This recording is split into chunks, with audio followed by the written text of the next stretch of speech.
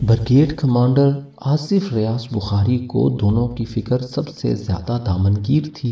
دونوں کو نوید ٹاپ پر اتارنے کے فوراً بعد ہی موسم کے ایسے تیور بدلے تھے کہ ان سے اب کوئی رابطہ ممکن نہیں تھا۔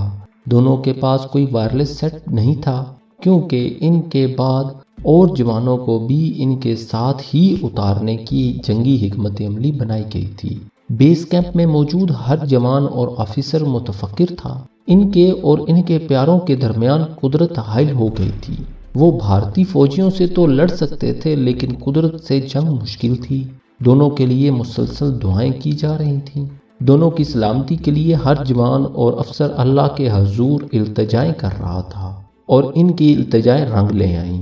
21 اپریل کو موسم کھل گیا۔ بریگیڈ کمانڈر آصف ریاض نے تمام احتیاطیں بالائے طاق رکھیں اور خود اپنے جوانوں کی خیریت جاننے کے لیے ہیلی کاپٹر میں سوار ہو گئے۔ پائلٹ ہی کو نہیں، خود بریگیڈیئر صاحب کو بھی اس بات کا علم نہیں تھا کہ دشمن نے اس سے پہلے ہیلی کاپٹر کو یہاں جوانوں کو اتارتے دیکھ لیا ہے اور بھارتیوں نے اب ان کے استقبال کے لیے مناسب بندوبست کیا ہوگا۔ اس بات کے یقینی چانسز موجود تھے کہ وہ دشمن کی فائرنگ کی زد میں آ جاتے۔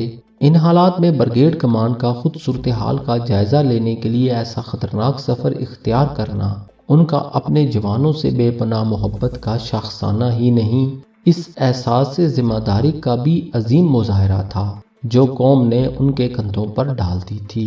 9 بجے بریگیڈیئر بخاری کا ہیلی کاپٹر بلند ہوا۔ بیس کیمپ میں دھڑکنے والے دل دعا بن گئے۔ بڑے نازک لمحات تھے، بڑے اعصاب شکن مراحل سے گزر رہے تھے۔ میرے لشکر اور لشکریان صف شکن گزشتہ 72 گھنٹوں سے لیفٹیننٹ نوید اور نائک یعقوب زندگی اور موت کی جنگ لڑ رہے تھے۔ فکر مند میرے لشکر نے اپنی آنکھوں سے دوربین لگائی ہوئی تھی اور وہ برف کے اس منجمد سمندر پر نظریں جمائے ہوئے ہونٹوں پر دعائیں لیے اپنے افسر اور جوان کی سلامتی کے لیے اللہ کے حضور عاجزی کر رہا تھا۔ ہیلی کاپٹر اب سفید منجمد سمندر پر موجود اس سیاہ چٹان تک پہنچ گیا تھا جو ان دونوں کا ممکنہ ٹھکانہ ہو سکتا تھا۔ اچانک ہی برفیلی فضائیں توپوں کی گڑگڑاہٹ سے گونجنے لگیں۔ ہیلی کاپٹر پر فائرنگ شروع ہو گئی تھی۔ مشتاق پائلٹ نے اپنے حواس برقرار رکھے۔ مضبوط قوت ارادی اس کا بہترین ہتھیار تھی۔ اس نے اپنی بہترین تربیت کا مظاہرہ کرتے ہوئے ہیلی کاپٹر کو گھمایا، پوزیشن بدلی اور اب وہ اس چٹان کے بالکل اوپر آ گیا تھا جہاں ان دونوں جانبازوں نے پچھلے 72 گھنٹے موت سے ایک طویل اور تھکا دینے والی جنگ لڑی تھی۔ سر وہ زندہ ہے۔ اچانک ہی بریگیڈیئر بخاری کو پائلٹ کی زوردار آواز سنائی دی۔ الحمدللہ، انہوں نے کہا اور پائلٹ ہیلی کاپٹر خطرناک حد تک نیچے لے آیا۔ بریگیڈیئر بخاری کے روئیں روئیں میں طمانینت سما گئی جب انہوں نے اپنی آنکھوں سے لیفٹیننٹ نوید اور نائک یعقوب کو ہاتھ ہلاتے دیکھا۔ Well done, well done. بے ساختہ انہوں نے کلمات تحسین ادا کیے۔ بریگیڈیئر بخاری نے فوراً 2 وائرلیس سیٹ ہیلی کاپٹر سے نوید ٹاپ پر گرائے اور اپنے جانبازوں کی جرأتوں کو نذرانہ عقیدت گزار کر واپس لوٹ آئے۔ پائلٹ کی طرف سے بیس کیمپ کو یہ اطلاع مل چکی تھی کہ وہ دونوں باخیریت ہیں۔ اس اطلاع نے یہاں زندگی کی ایک نئی لہر دوڑا دی تھی۔ تمام غازی دیوانہ وار نعرہ مستانہ بلند کرنے لگے۔ 21 اپریل صبح 10 بجے بیس کیمپ سے ہیلی کاپٹر بلند ہوا جس کی سیلنگ سے کیپٹن کامران بندے تھے۔